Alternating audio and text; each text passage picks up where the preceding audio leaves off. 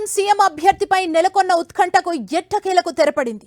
కేరళం నూతన సీఎంగా విడి సతీశన్ని కాంగ్రెస్ అధిష్టానం ఎంపిక చేసింది.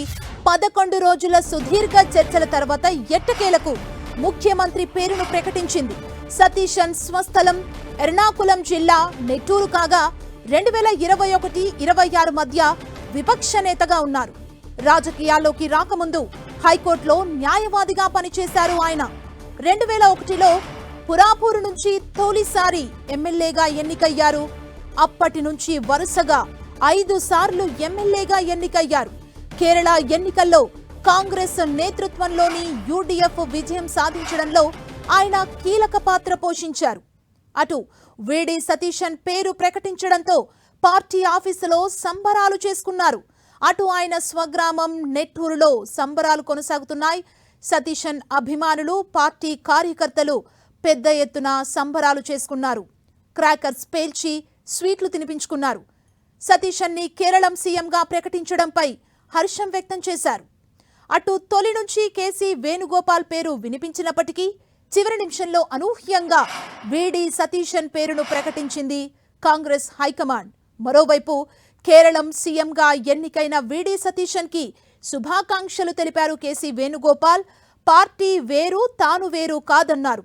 కాంగ్రెస్ అధిష్టానం ఏ నిర్ణయం తీసుకున్నా దానికి ప్రతి కార్యకర్త కట్టుబడి ఉంటారని తెలిపారు.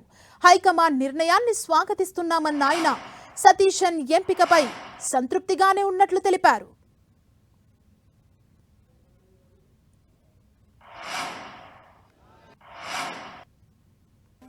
On May 7th, 2026, and had unanimously resolved to authorize the Congress President to appoint the new leader of the CLP in the state of Kerala.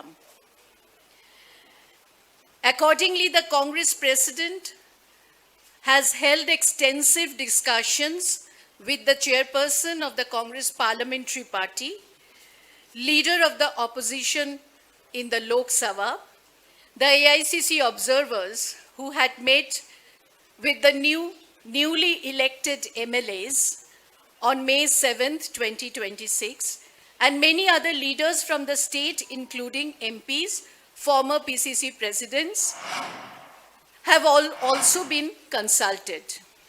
Based on all these discussions, it has been decided that Shri V.D. Satishan be appointed as the leader of the CLP.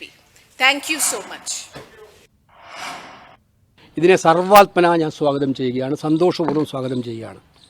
കേരളത്തിലെ ജനങ്ങൾ വളരെ പ്രതീക്ഷയോടെയാണ് വൻ ഭൂരിപക്ഷം നൽകി UDF-നെ അധികാരത്തിലേക്ക് എത്തിച്ചിരിക്കുന്നത്. 102 അംഗ ഭൂരിപക്ഷം എന്ന് പറയുന്നത് സമകാലീന ചരിത്രത്തിൽ ഇല്ലാത്തതായിരുന്നു. മുഖ്യമന്ത്രിയായി പാർട്ടി ഹൈക്കമാൻഡ് നിയമിച്ച ശ്രീ V.D. സതീശനെ അങ്ങേയറ്റം ഹൃദയം തുറന്ന് അഭിനന്ദിക്കാൻ ഈ സന്ദർഭം ഞാൻ ആഗ്രഹിക്കുന്നു. അദ്ദേഹത്തിന് എല്ലാവിധ പിന്തുണയും വാഗ്ദാനം ചെയ്യും. ഹൈക്കമാൻഡ് തീരുമാനിക്കും. തീരുമാനം എന്തായാലും പാർട്ടി പ്രവർത്തക നിലയിൽ അത് ശിരസാ വഹിക്കും. ഒരുപാട് കാര്യങ്ങൾ വരുമ്പോൾ അവരതിൻ്റെ എല്ലാ ഭാഗവും പരിശോധിച്ച് ഒരു കാലത്തും നടക്കാത്ത തരത്തിൽ MLA-മാരുമായി MP-മാരുമായി സീനിയർ നേതാക്കളുമായി എല്ലാവരും ആയി നടത്തിയ ആശയവിനിമയത്തിന് ശേഷമാണ് കോൺഗ്രസ് പാർട്ടി സാധാരണ ഒരു പാർട്ടിയല്ല, ഗാലക്സി ഓഫ് ലീഡർഷിപ്പ് ഉള്ള ഒരു പാർട്ടിയാണ്. ആ പിന്തുണച്ചിട്ടുണ്ട്, വൻ വിജയം നൽകിയിട്ടുണ്ട്. അതിനവർക്ക് വലിയ പ്രതീക്ഷയുണ്ട്. ടീം UDF ആയിട്ടാണ് നിന്നത്. ടീം UDF ആയിട്ടും ഘടകകക്ഷികളുമായിട്ട് ആലോചിച്ച് ഗവർണറെ കണ്ടതിന് ശേഷം തീരുമാനിക്കുക. അത് ഇപ്പോൾ ഞാൻ നിങ്ങളെല്ലാം ആദ്യം കാണുന്നു.